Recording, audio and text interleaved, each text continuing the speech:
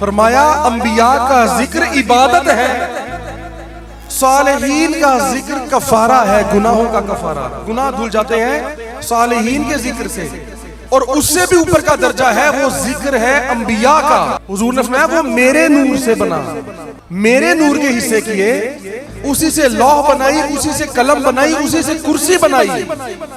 कुर्सी उस समावाति वल अर्द, जो अल्लाह की अपनी कुर्सी है, तमाम आसमानों और जमीन से बड़ी कुर्सी। फरमाया वो भी मेरे नूर से बनी।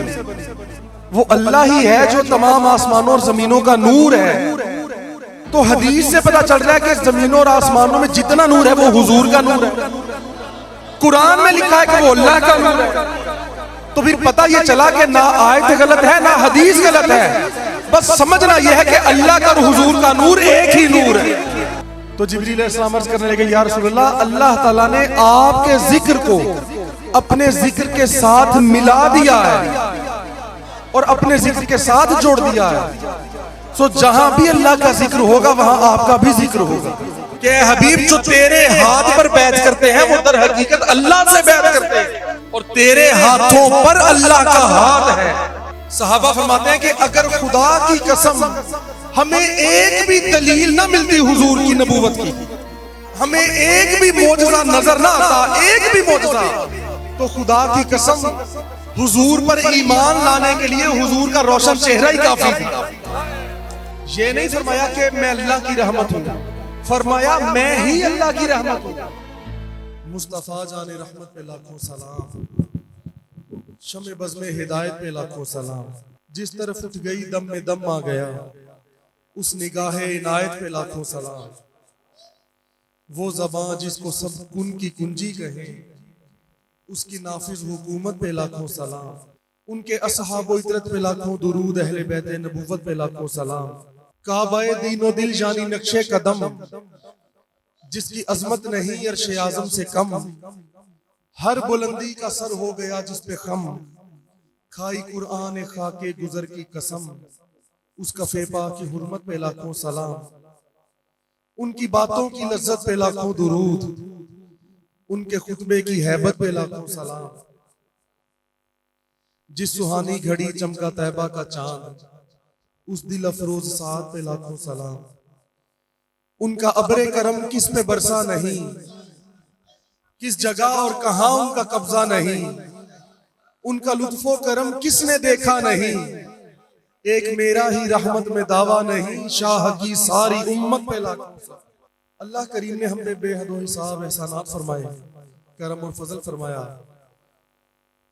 और एहसान अजीम ये फरमाया कि हमें अपने हबीब आज़म खातमुन नबीय्यीन सल्लल्लाहु अलैहि वसल्लम की उम्मत में पैदा फरमा दिया, और हमें अपने महबूबों की निस्बत अता फरमा दी। आका अलैहिस्सलाम का जिक्र मुबारक जो है उस वक्त से हो रहा है, तो आका अलैहिस्सलाम का जिक्र हजरत सैयदना आदम अलैहिस्सलाम ने जब किया, तो अपने बेटे को, अपने फर्जंद को, जो आपसे अगले नबी थे हजरत शीस अलैहिस्सलाम, तो आपने उनको नसीहत फरमाई सैयदना आदम अलैहिस्सलाम ने, और फरमाया ऐ मेरे फर्जंद, ऐ मेरे नूरे नजर, याद रखना कि कोई ऐसा लम्हा ना आए। अपने बेटे को नसीहत फरमा रहे हैं, अभी दूसरे नबी को, पहले नबी नसीहत फरमा रहे हैं कि याद रखना कोई ऐसा लम्हा ना आए कि मेरे बेटे तुम जिक्र खुदा तो करो और जिक्र मुस्तफा ना करो। एक भी लम्हा ऐसा ना आने देना। हर लम्हे जब भी अल्लाह का जिक्र करो तो साथ करीम मोहम्मद का जिक्र जरूर करो।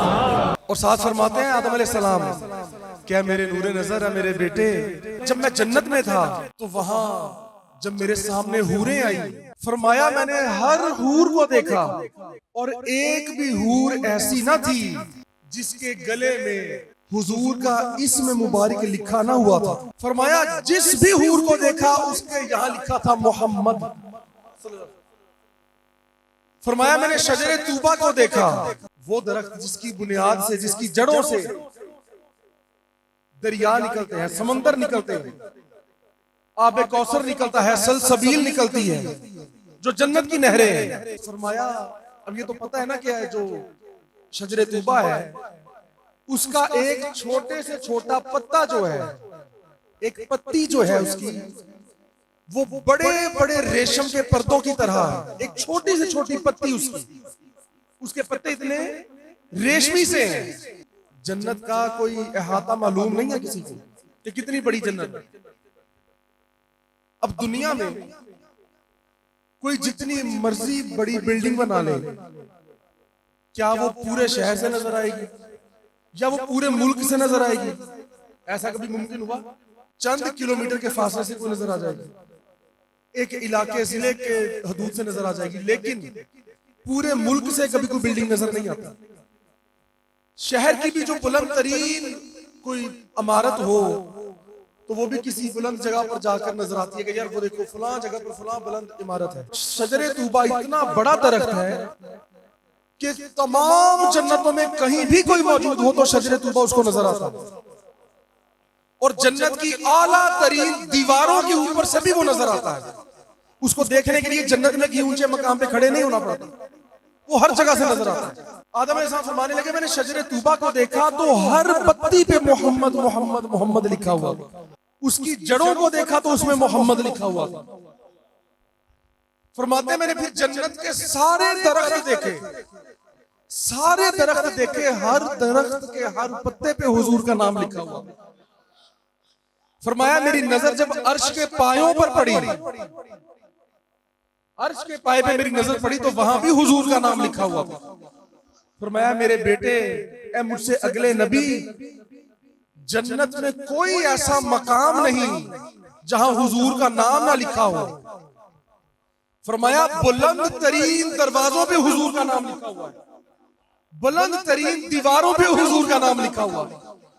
तो मेरे बेटे याद रखना, बस कोई भी ऐसा लम्हा ना आए कि जिक्र खुदा तो हो और जिक्र मुस्तफा ना हो। जिस लम्हे भी जिक्र खुदा करो तो जिक्र मुस्तफा साथ जरूर करना। वो किसी ने क्या खूबसूरत शेर कहा कि जिक्र खुदा करे और जिक्र मुस्तफा ना करे, हमारे मुंह में हो ऐसी ज़बान खुदा ना करे। और हुजूर फरमाते हैं कि मेरे जिक्र को अल्लाह ने अपना जिक्र करार दिया है। हुजूर ने खुद फरमाया कि मेरा जिक्र ही अल्लाह का जिक्र है। अल्लाह ने फरमाया ए हबीब जो भी आपका जिक्र करता है वो दर हकीकत मेरा जिक्र करता है। और देखें बड़ी खूबसूरत बात है, जमीनों आसमान की हर शय अल्लाह का जिक्र करती है। सुभान अल्लाह, युसब्बिहु लहू, हर चीज तस्बीह करती है। जो कुछ भी समावात में है, जो कुछ भी जमीन में है, आसमानों और जमीन में जो कुछ भी है, हर कोई हर शय अल्लाह का जिक्र करती है। हजरत सैयदना जिब्रील अलैहिस्सलाम हुजूर की बारगाह में हाजिर हुए और अर्ज करने लगे या रसूलल्लाह आपको मालूम है कि अल्लाह ने आपका जिक्र कैसे बुलंद कर दिया है? तो हुजूर फरमाने लगे मैंने कहा जिब्रील ये तो अल्लाह ही बेहतर जानता है, ये तो अल्लाह बेहतर जानता है। तो जिब्रील अलैहिस्सलाम अर्ज करने लगे या रसूलल्लाह अल्लाह ताला ने आपके जिक्र को अपने जिक्र के साथ मिला दिया है और अपने जिक्र के साथ जोड़ दिया है। सो जहां भी अल्लाह का जिक्र होगा वहां आपका भी जिक्र होगा।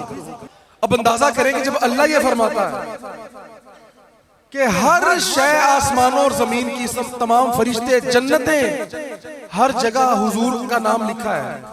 अल्लाह का जहां नाम लिखा है वहां हुजूर का नाम भी लिखा हुआ है ना, क्योंकि अल्लाह का और हुजूर का जिक्र एक जो कर दिया। अल्लाह ने फरमा दिया हबीब आपका जिक्र हमने बुलंद कर दिया है। जैसे कि अल्लाह फरमाता है कि लहू मा फिस समावाति व मा फिल अर्द, जो कुछ आसमानों और जमीन में है सब कुछ उसी का है। और एक जगह इरशाद फरमाता है अल्लाहु नूरुस समावाति वल अर्द, वो अल्लाह ही तो है जो तमाम आसमानों और जमीन का नूर है। और ये बात पहले भी अर्ज की थी। हुजूर ने फरमाया सबसे पहले तेरे नबी के नूर को पैदा किया गया, सबसे पहले, जो हजरत सैयदना जाबिर रज़ियल्लाहु ताला अन्हु से रिवायत है। और दूसरी रिवायत वो है जिसमें हुजूर ने फरमाया कि अल्लाह ने अपने खास नूर को, खास नूर से मेरी तख्लीक फरमाई और फिर फरमाया कि उस नूर के 4 हिस्से कर दिए। एक से लौह बनाई जिसपे सारी कायनात के मंसूबा जात लिखे हुए, प्लानिंग सारी लिखी हुई। एक से कलम बनाया जिसने सब कुछ लिखा। हुजूर ने फरमाया वो मेरे नूर से बना। मेरे नूर के हिस्से किए, उसी से लौह बनाई, उसी से कलम बनाई, उसी से कुर्सी बनाई। कुर्सी उस समावाती वल अर्द, जो अल्लाह की अपनी कुर्सी है, तमाम आसमानों और जमीन से बड़ी कुर्सी। फरमाया वो भी मेरे नूर से बनी। फिर फरमाया चौथे हिस्से के फिर 4 हिस्से कर दिए। फरिश्तेगाने आसमानों जमीन भी उसी से बने, आसमान भी उसी से बने, पहाड़ भी उसी से बने। फिर चौथे के हिस्से कर दिए, फिर उसके हिस्से कर दिए। यूं हिस्से अल्लाह पाक फरमाता गया और हर 3 हिस्सों से कुछ ना कुछ तख्लीक फरमाता गया। ये बड़ी लंबी हदीस है पाक। अब अल्लाह तो कुरान में हुजूर फरमा रहे हैं हर चीज मेरे नूर से बनी है, अल्लाह ने बनाई है, बनी मेरे नूर से है। अल्लाह फरमाता है अल्लाहु नूरुस समावाती वल अर्द, वो अल्लाह ही है जो तमाम आसमानों और जमीनों का नूर है। तो हदीस से पता चल रहा है कि जमीनों और आसमानों में जितना नूर है वो हुजूर का नूर है। कुरान में लिखा है कि वो अल्लाह का नूर है। तो फिर पता ये चला कि ना आयत गलत है ना हदीस गलत है, बस समझना यह है कि अल्लाह का और हुजूर का नूर एक ही नूर है। समझना तो ये है बस। तो समझना बस ये है, ना आयत में कोई शक है ना हदीस में कोई शक है। बस समझना यह है कि अल्लाह का और हुजूर का नूर एक नूर है, क्योंकि अल्लाह ने अपने नूर से पैदा फरमाया, अपने नूर से हुजूर के नूर को तख्लीक फरमाया। तो आसमानों और जमीन में कायनात में जितना नूर है ये हुजूर के जलवे हैं, हुजूर का नूर है, उन्हीं के दम से रोशनी है। और करने वाला ये रोशनी अल्लाह खुद है। और इतनी अपनाइयत है कि उस नूर को अपना नूर कहता है। बस हुजूर का जिक्र जितना किया जाए, इससे बड़ी इबादत कोई नहीं।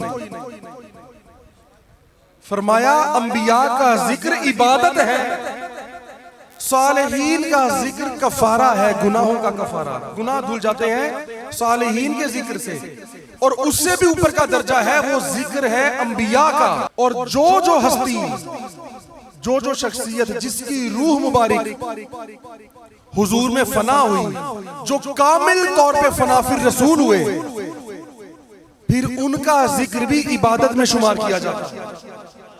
जैसे हुजूर ने फरमाया जिक्रुन अली इबादतुन, अली का जिक्र भी इबादत है। अब मौला अली नबी तो नहीं है, तो हदीस में तो है कि अंबिया का जिक्र इबादत है, तो मौला अली तो फिर नबी नहीं है ना, फिर उनका जिक्र इबादत कैसे हो गया?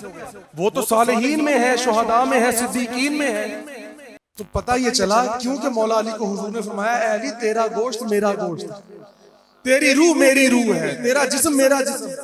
यानी फनाइयत वसल की ये कैफियत है, जिसको जितनी कुर्बत और वसल होता है फिर उसका मकाम बदल जाता है। अब वो नबी तो नहीं, लेकिन उनका जिक्र करना भी इबादत शुमार किया जाता है।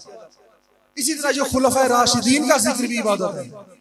खास खास कुछ हस्तियां ऐसी हैं जिनका जिक्र गुनाहों का कफारा तो है, लेकिन साथ साथ इबादत भी है। तो सोचो यार, जब अंबिया का जिक्र इबादत है तो इमामुल अंबिया का जिक्र करना कितनी बड़ी इबादत होगा। जिसके सहाबी का जिक्र करना इबादत हो, उस नबी की शान क्या होगी। तो ये बहुत बड़ी इबादत है हुजूर का जिक्र करना। और हुजूर का जिक्र की शान ये है, हुजूर के जिक्र करने की, कि अल्लाह ने हुजूर के जिक्र का जिक्र किया। ये बात पे गौर करें। एक है अल्लाह ने हुजूर का जिक्र किया, वो तो ठीक है। हुजूर के जिक्र का तज़किरा किया कि मेरे महबूब का जिक्र कैसा है। वरफ़अना लका ज़िक्रक, ये आयत तो हुजूर के जिक्र के बारे में जिक्र कर रही है। क्या बात, ये आयत फकत हुजूर का जिक्र नहीं है, ये हुजूर के जिक्र के बारे में जिक्र कर रहा है अल्लाह। वाह क्या बात, कि मेरे हबीब का जो जिक्र करे, सुभान अल्लाह। वरफ़अना, और हमने तो बुलंद कर दिया है ऐ हबीब आपका जिक्र। अगर अल्लाह ये फरमाता है हबीब हमने आपको बुलंद कर दिया, तो फिर तो हम कहते हैं यार हुजूर को बुलंद किया, हुजूर का जिक्र किया अल्लाह ने। लेकिन यहां पे फकत जिक्र हुजूर का नहीं किया, हुजूर के जिक्र का जिक्र किया है कि मेरे हबीब का जिक्र भी बहुत बुलंद है। जात और सिफात तो है, जिक्र ही बड़ा बुलंद है। उनके बारे में तो बात करना ही बड़ी अजमत है। ये मतलब है। कि वो जात की सिफात और मकामात तो तुम क्या जानो, उनका तो जिक्र करना ही बड़ी आला बात है भाई। हाँ, फिर कहां हुजूर का जिक्र हो सकता, तुझसे कब मुमकिन है फिर मिदहत रसूलुल्लाह की। उनकी मिदहत तो खुद उनका खुदा करता है। तो आका का जिक्र तो तब से है जब कायनात पैदा भी ना हुई, कायनात को बनाया भी नहीं था। और वो कितनी प्यारी बात है, बार बार हम दोहराते हैं कि जब हमारे मुर्शिद ने फरमाया कि हुजूर का जिक्र तब भी था जब कुछ ना था सिवाय अल्लाह के, और हुजूर का जिक्र तब भी होगा जब कोई अल्लाह का नाम लेने वाला भी ना होगा। तो मैंने पहले भी अर्ज किया था कि उस वक्त मैं एक दफा हैरान हो गया कि यार हमारे मुर्शिद ने क्या फरमा दिया कि अल्लाह का नाम लेने वाला कोई ना होगा, हुजूर का जिक्र उस वक्त भी होगा। तो एकदम मैं तो बहुत हैरान हो गया। तो साथ ही मुर्शिद ने फरमा दिया कि ओ भाई हुजूर का जिक्र करने वाला अल्लाह ताला तो होगा ना, जब कयामत की घड़ी होगी अल्लाह का नाम लेने वाला कोई ना होगा, कायनात फना हो जाएगी। लेकिन फरमाया हुजूर का नाम लेने वाला अल्लाह तो मौजूद होगा ना। यार क्या बात है, देखो कोई फुकरा की वलियों की बातें ही बखरी होती है।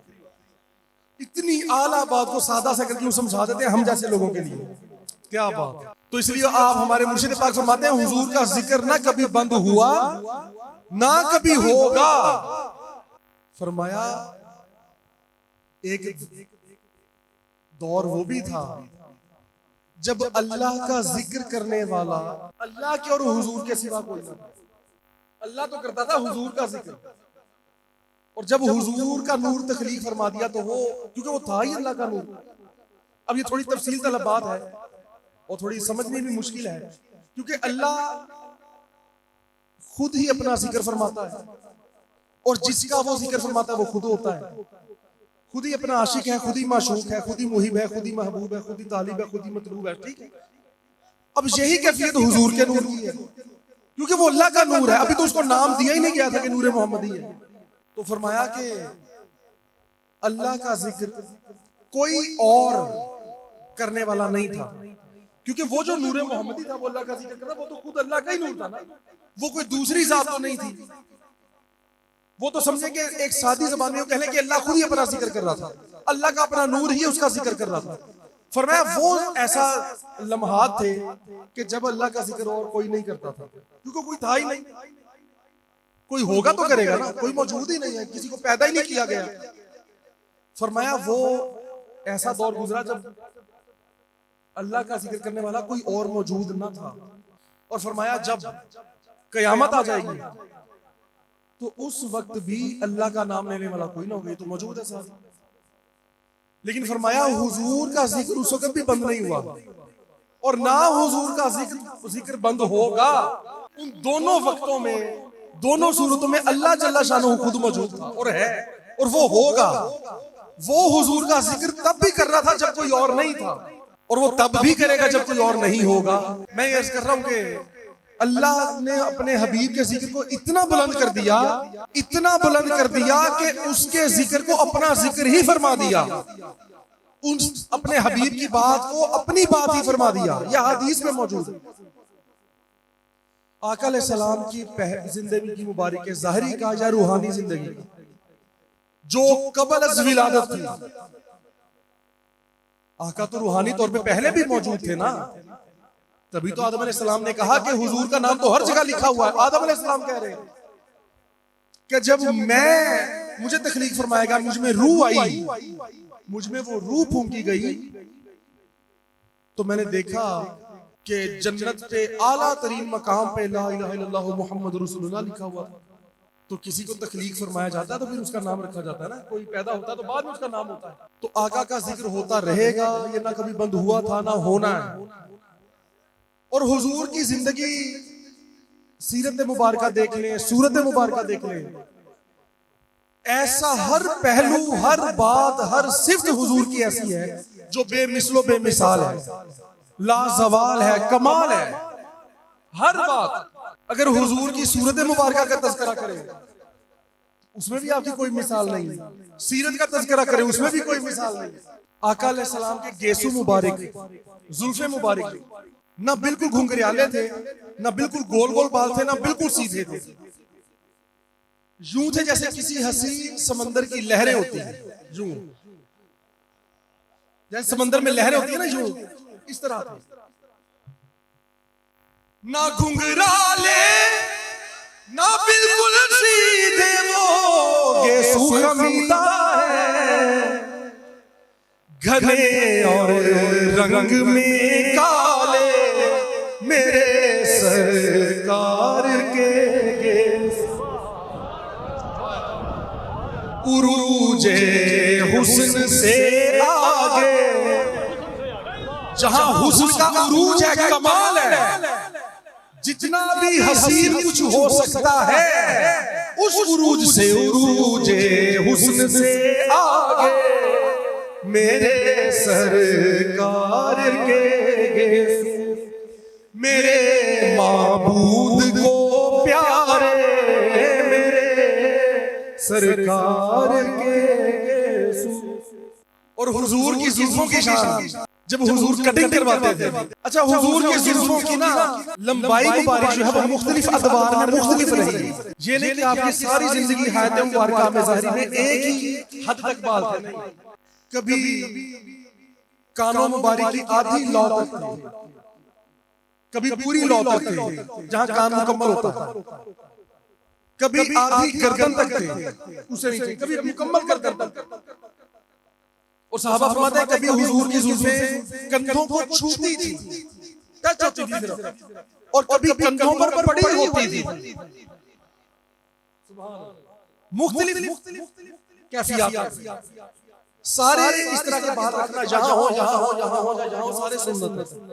सहाबा फरमाते हैं कि जब हम हुजूर के विसाल के बाद कोई बीमार होता तो हम लोग उम्मुल मोमिनीन सैयदा उम्मे सलमा के पास पानी का एक प्याला भेज देते, पानी का प्याला उम्मुल मोमिनीन के घर भेज देते थे। और उम्मुल मोमिनीन सैयदा उम्मे सलमा क्या करती थी कि उनके पास हुजूर के बाल मुबारक पड़े थे, गेसू मुबारक पड़े थे, वो हुजूर का कोई बाल उस प्याले में डबो देती थी, पानी में थोड़ी देर रख देती थी और प्याला हमें वापस भेज देती थी। तो जिस भी मर्ज के लिए वो पानी पिया जाता था उससे शिफा हो जाती। और फरमाया हम उम्मे सलमा पाक के घर भेजते इसलिए थे कि हुजूर की जुल्फों में से कोई बाल पानी में डुबोकर हमें पानी वापस दे दे। फरमाया हत्ता कि किसी को नजर लग जाती, अगर हमें मालूम हो जाता कि फलां को नजर लग गई है, तो हम तबीबों के पास क्या जाना था, सबसे बड़े तबीब के घर प्याला भेज देते थे, जो दिलों के भी तबीब, रूहों के भी तबीब, अल्लाह ने जिनको तबीबे कायनात बनाया, हम उम्मुल मोमिनीन के घर पानी का प्याला भेज देते, वो हुजूर के बाल डबोकर हमें पानी वापस दे देती, तो वो पी लेते, हर बीमारी से शिफा मिल जाता। क्या बात। हज़रत सैयदना खालिद बिन वलीद रज़ियल्लाहु तआला अन्हु, सैफुल्लाह, अल्लाह की तलवार, अल्लाह का शेर, हज़रत खालिद फरमाते हैं कि मैंने एक भी जंग में मुझे शिकस्त नहीं हुई, एक भी जंग में हारा नहीं। उसकी वजह यह थी कि मैंने अपनी टोपी में हुजूर के बालों को सी लिया था। मुझे तबरकन हुजूर के बाल मिले थे थोड़े से, तो मैंने टोपी में सी लिए, फरमाया आगे की तरफ मैंने सी लिए थे। इसी के वास्ते खालिद ने हर एक मार्का जीता कि उन्होंने टोपी में रखे मेरे सरकार के गेसू, उन्होंने टोपी में रखे मेरे सरकार के गेसू। अब तो लोग जनाब तरह तरह के तेल लगाकर, शैम्पू लगाकर बालों को यूं बनाने की कोशिश करते हैं कि बालों में चमक आ जाए, टोटके इस्तेमाल करते हैं। तो अल्लाह ने कोई ऐसा टोटका करके भेज दिया था कि किसी दुनियावी टोटके की जरूरत नहीं थी। हुजूर का चेहरा भी चमकदार। साहबी फरमाते हैं, एक साहबी से किसी ने पूछा कि यार तुम लोग कहते हो कि हुजूर का चेहरा बड़ा चमकदार था, तो क्या वो ऐसे चमकदार था कि जैसे साफ तलवार होती है, तलवार तो उस पे कोई रोशनी पड़ती है तो वो लश्कारे मारती है, रिफ्लेक्ट करती है, चमकदार, उसमें से चमक जाहिर होती है, क्या ऐसी चमक थी हुजूर के चेहरे में? तो साहबी कहने लगे नहीं नहीं, तुमने तो बहुत कम कहा है, तुमने तो बहुत थोड़ा कहा है।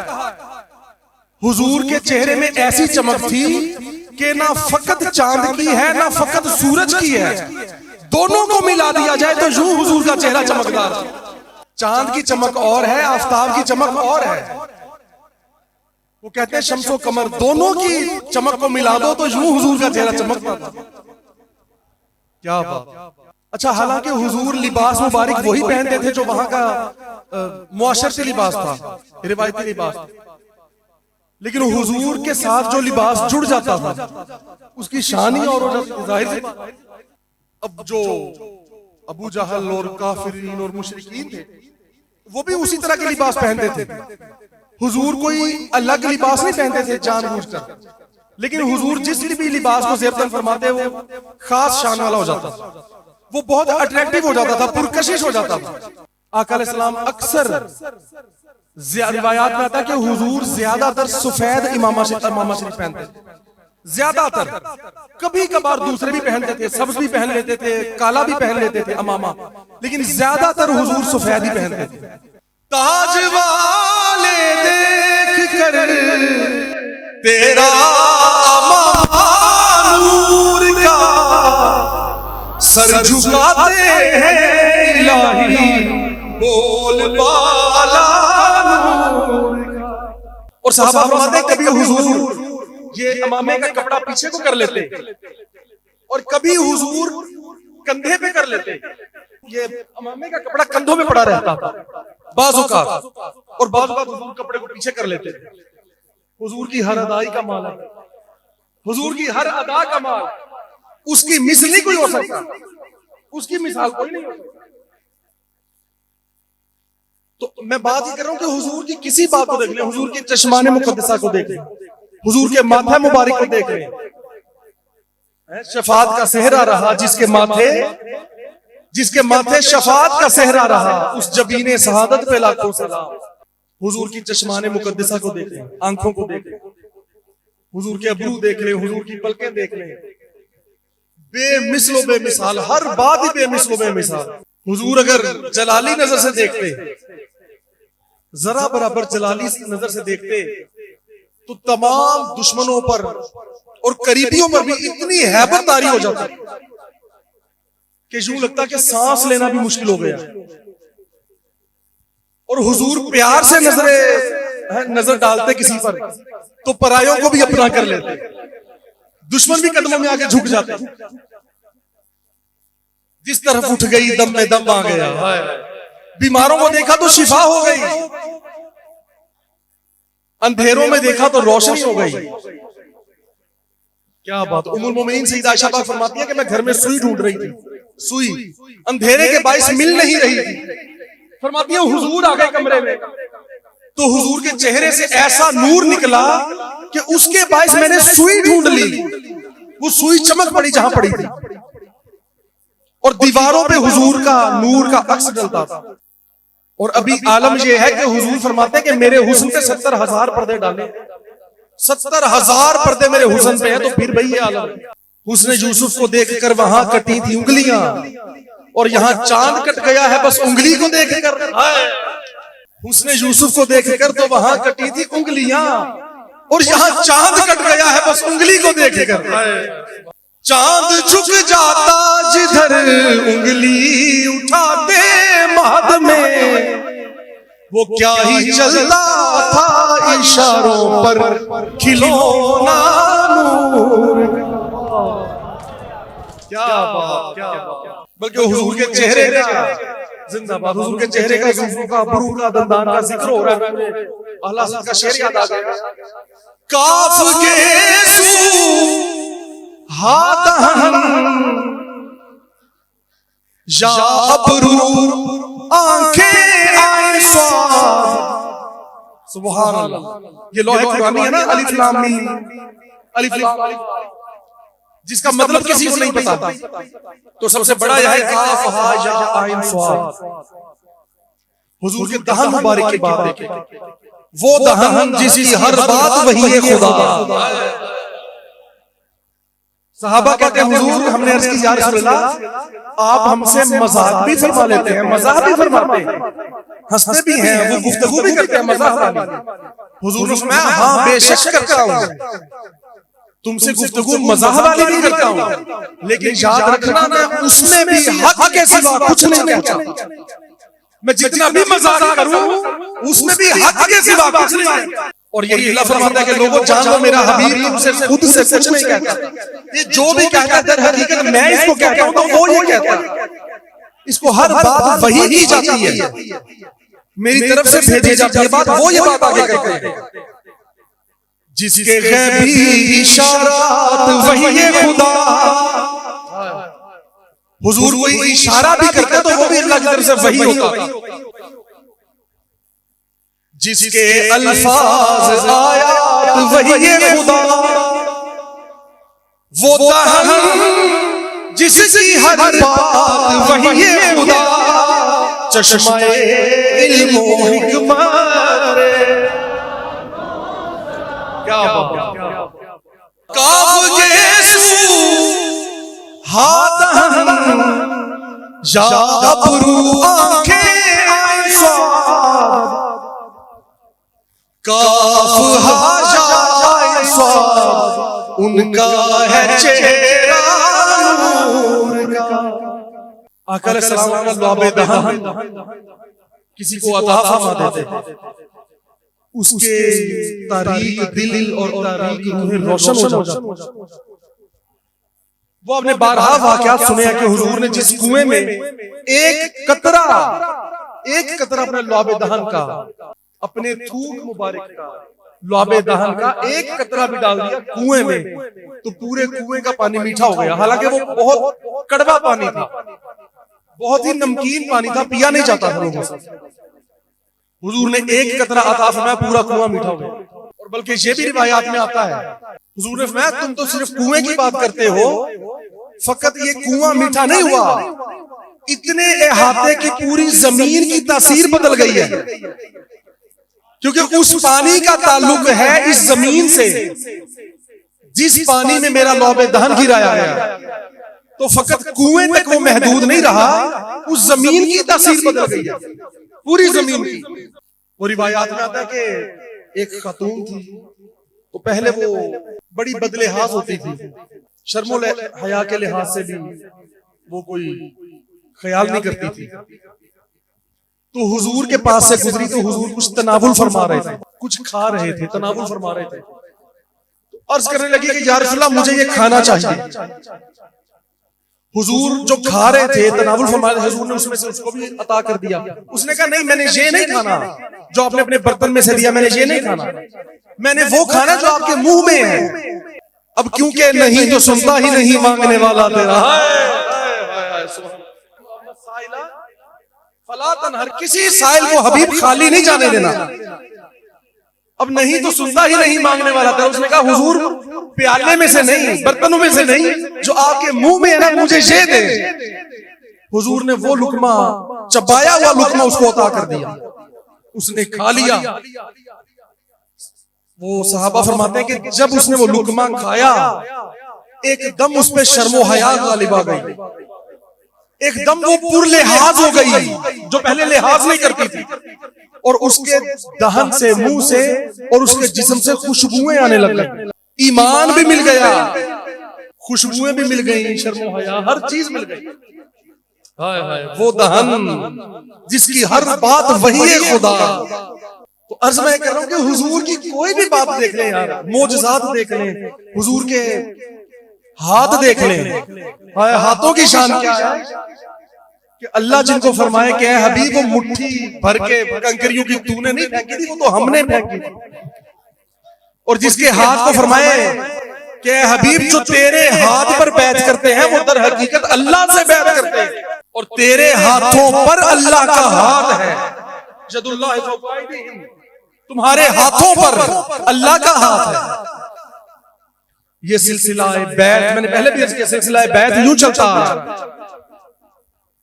ये खास निस्बत बिल अमूम पूरी उम्मत को निस्बत तो है हुजूर की हासिल, लेकिन खास निस्बत उनको मिलती है जो खास निस्बतों वाले हो जाते हैं।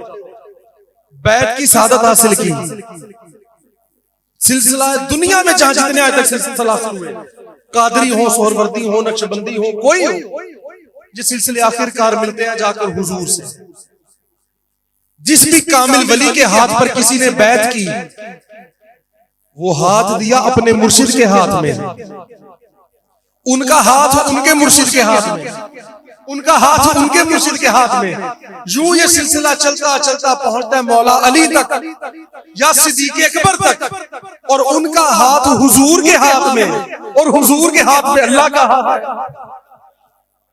तो अब जिन्होंने हुजूर से डायरेक्ट बिला वास्ता बैत की, उन्होंने तो बिला वास्ता अल्लाह से बैत की, और जिन्होंने बिल वास्ता हुजूर से बैत की, उन्होंने भी बिल वास्ता अल्लाह से बैत की। अब जो हमारी बैत है, हमने हाथ दिए मुर्शिद के हाथ में, ये उनका फजल, वरना हम इस काबिल नहीं थे, उनका एहसान है। उनका हाथ मुर्शिद पाक का हाथ चादर वाली सरकार के हाथ में, उनका हाथ अमीर मिल्लत सरकार के हाथ में, उनका हाथ फकीर मोहम्मद चौराही, नूर मोहम्मद चौराही। यूं सिलसिला चलता चलता इमाम जाफर सादिक तक, इमाम जाफर सादिक, इमाम सलमान फारसी, सैयदना सिद्दीक़ अकबर तक पहुंचा।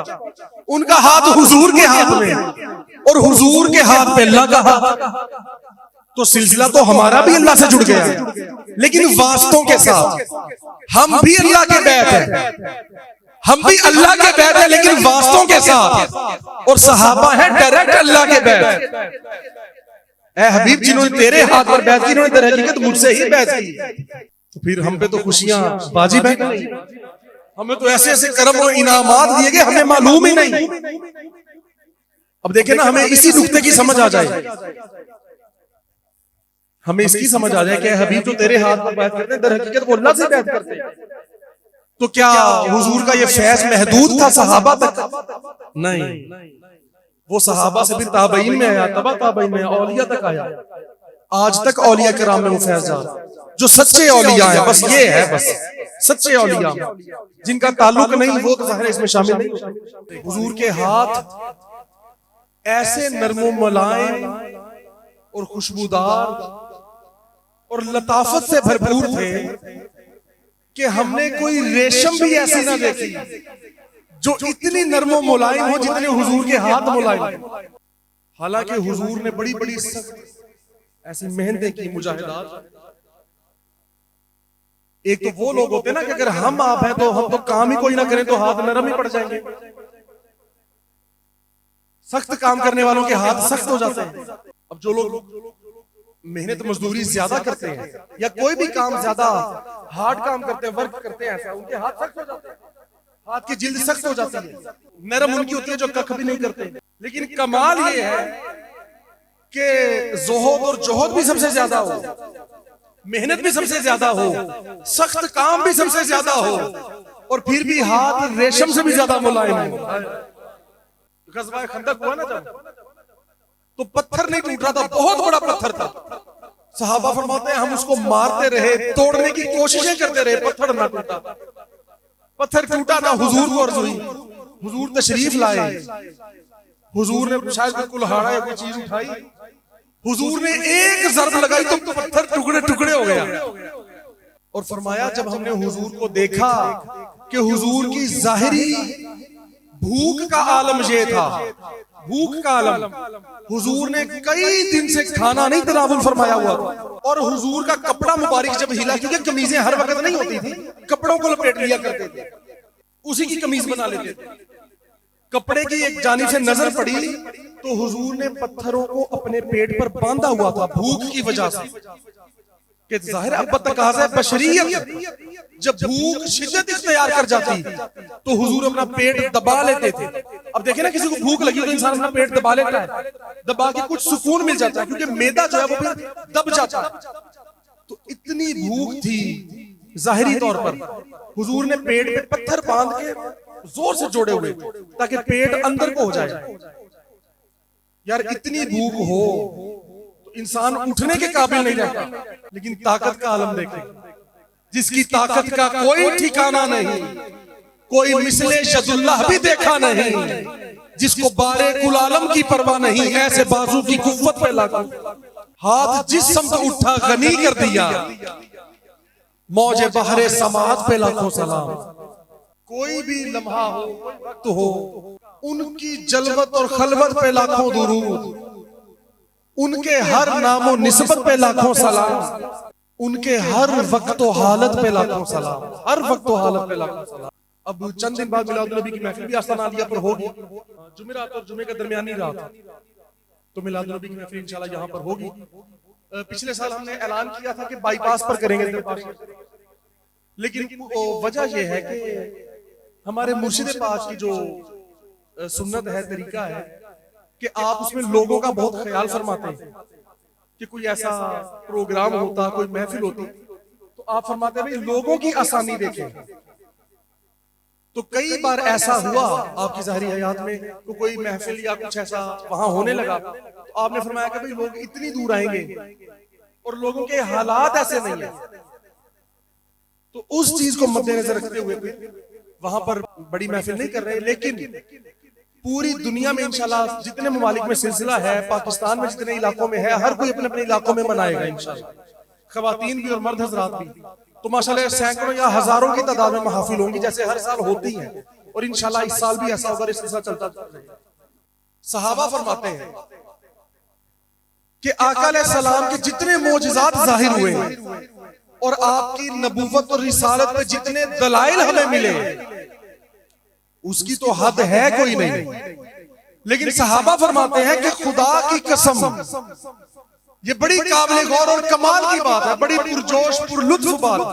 सहाबा फरमाते हैं कि अगर खुदा की कसम हमें एक भी दलील ना मिलती हुजूर की नबूवत की, हमें एक भी मोजज़ा नजर ना आता, एक भी मोजज़ा, तो खुदा की कसम हुजूर पर ईमान लाने के लिए हुजूर का रोशन चेहरा ही काफी था। सहाबा फरमाते हैं कि कोई दलील ना मिलती, हमें कोई भी दलील ना मिलती, तो खुदा की कसम हुजूर का चेहरा इतना हसीन, इतना रोशन और इतना आला है कि वही ईमान लाने के लिए काफी है। क्या बात। तो अल्लाह की रहमत जो है, ये अल्लाह की रहमत की सूरतें हैं, अल्लाह की रहमत के जलवे हैं। हुजूर की हर अदा एक रहमत का जलवा है, हुजूर की हर अदा अल्लाह की रहमत का जलवा है, क्योंकि हुजूर खुद अल्लाह की रहमत है। आका ने खुद फरमाया ना, आका ने खुद फरमाया कि बेशक अल्लाह की रहमत मैं ही हूं। वो हदीस पाक में आया है, हदीस पाक में आया, ये नहीं फरमाया कि मैं अल्लाह की रहमत हूं, ये नहीं फरमाया, दोनों बातों में फर्क है। ये नहीं फरमाया कि मैं अल्लाह की रहमत हूं, फरमाया मैं ही अल्लाह की रहमत हूं, यानी सिर्फ मैं ही अल्लाह की रहमत हूं।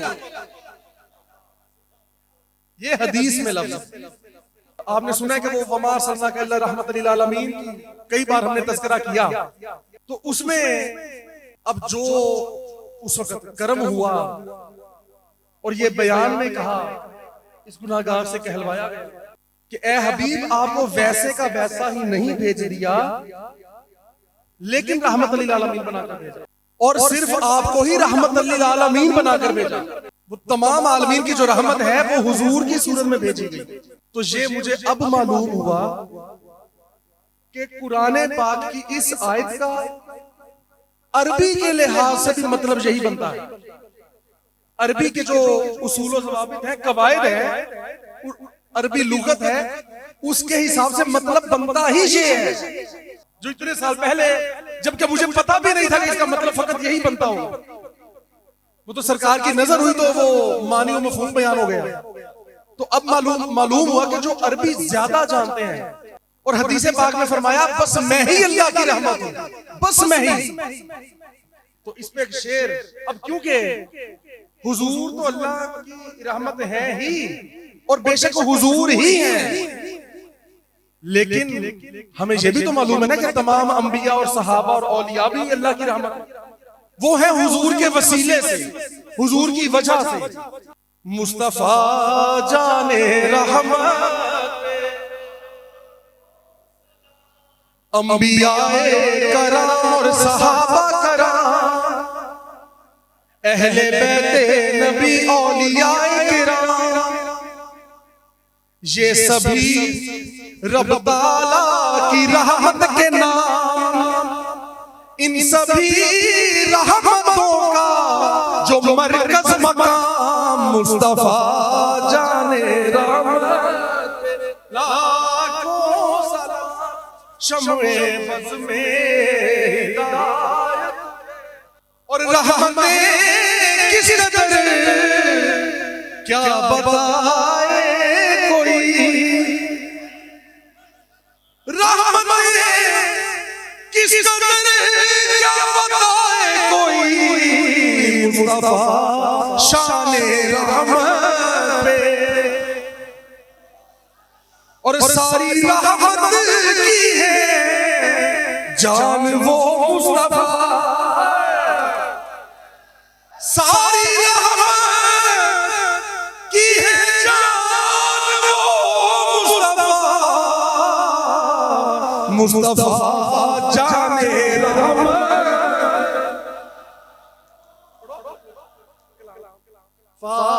जाने रहमत।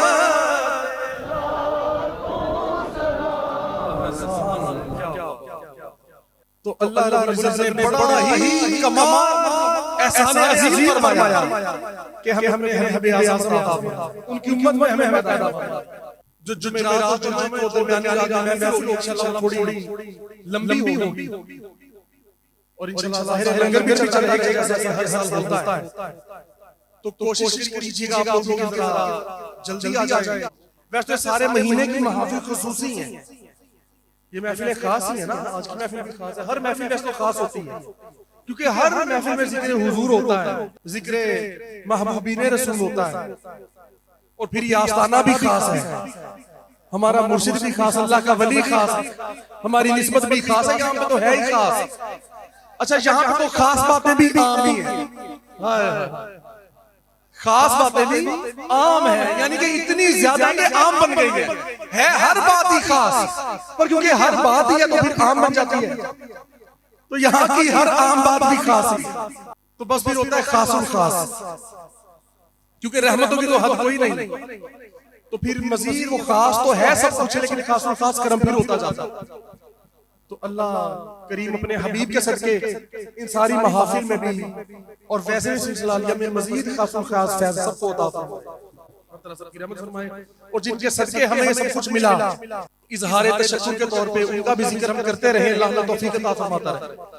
इस हमें मुर्शिद कामिल लोकमल के वसीले से ये सब कुछ मिला ना, और हमें ये मिले हुजूर की नजर रहमत की वजह से। देखो यार कैसा मेल जोल है दोनों बातों, हुजूर मिले तो इनकी वजह से, ये मिले हुजूर की वजह से। हुजूर फरमाते हैं कि हुजूर ने रूहानी तौर पे फरमाया कि जिस पर मैं निगाह रहमत डालता हूं उसको मेरे इस महबूब का पता चल जाता है, और फरमाया फिर जब मैं निगाह मोहब्बत डालता हूं तो फिर वो तुम्हारा बैत हो जाता है। सुभान अल्लाह, क्या बात। हुजूर की निगाह रहमत और मोहब्बत के सिले में हमें ये मुर्शिद मिले, और इनके वसीले इनके सबब से हमें रसूल और उसका खुदा मिला। बस ये दुआ करनी है कि ये हमें हमेशा के लिए मिले रहे, कभी भटकना नहीं, गुमराह नहीं होना, इस दर से दूर नहीं होना, आजिज़ी के साथ अदब के साथ हमेशा जुड़े रहना है। इंशाअल्लाह अल्लाह सबको हर तरह से